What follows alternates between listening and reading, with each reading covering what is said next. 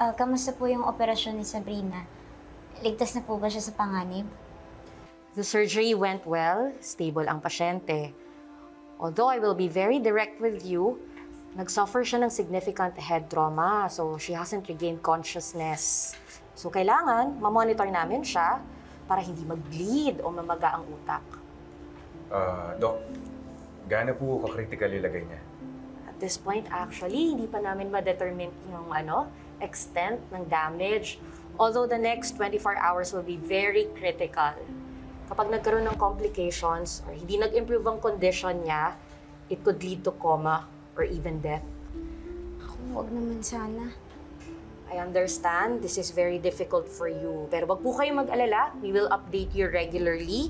Gagawin ho namin lahat para mailigtas ang pasyente. Doc, maraming salamat to. Salamat po. Excuse me.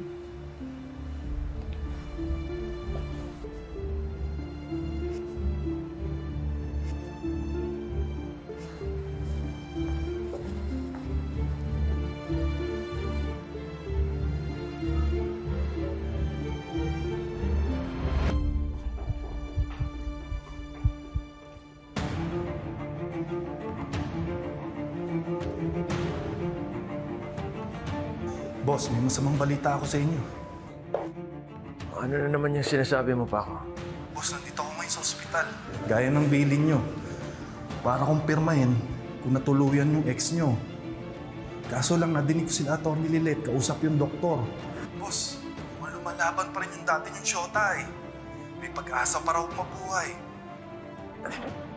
Paano nangyari yun? Hindi ko rin alam, boss eh.